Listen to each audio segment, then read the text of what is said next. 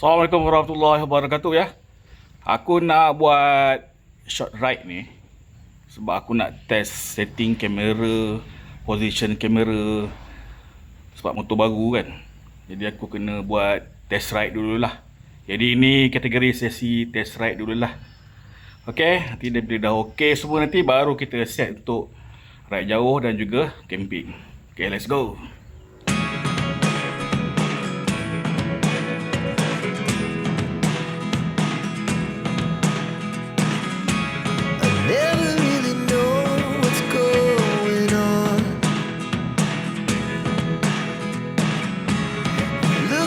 Sometimes like all you want to do is run.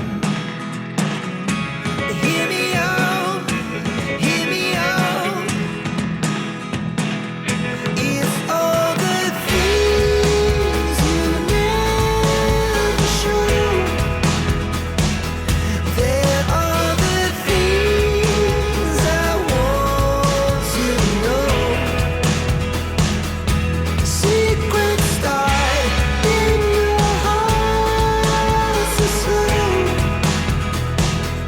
but if you don't wanna tell me now, I guess I'll never know. Losing almost all my energy. It's getting hard to talk to you, and I'm the only one who speaks. It's all the things you never show.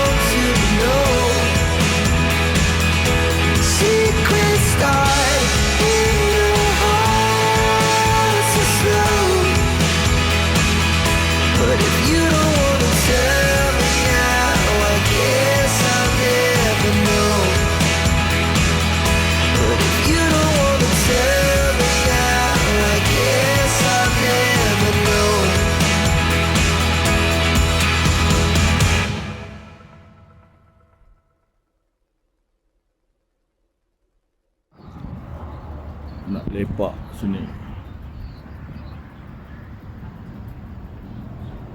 Ni dengan member seorang. Jom kita mengopi dulu. Ha? Ada kita makan. Ada.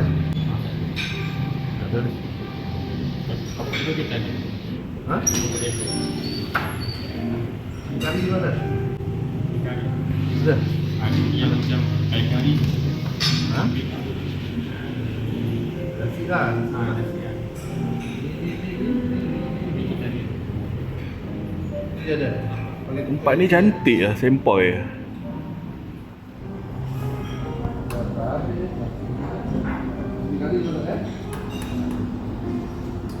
Handsome tak? Kalau yang matang dia rasa macam belum mati. Belum mati. Boleh tu.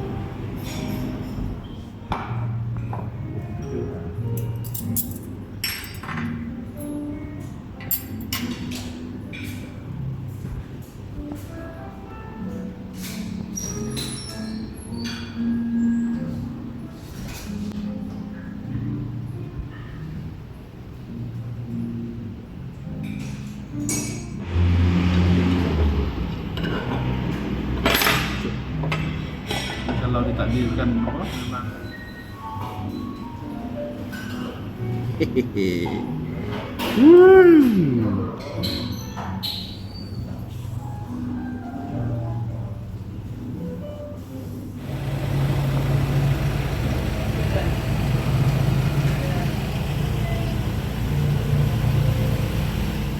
Okay, Alhamdulillah. Baru depan minum kopi, makan sikit kan. Tadi baru lepas check footage action camera. Jadi okey semua, gegar pun tak ada, smooth je. Kira lepas ni setting untuk action camera okey lah, boleh lah buat untuk ride jauh. Cuma mungkin ada penambahan sikit lah yang aku kena buat untuk motor ni. Jadi aku dengan member ni, brother ni, cuma tempat kerja. Bos. Jadi dia naik motor Husky 150 ni. Jadi mungkin akan ada lah nanti program ride bersama. Tengok macam mana ni. Okay, jadi aku rasa setakat ini saja. Kita jumpa lagi pada besok geratak. Assalamualaikum.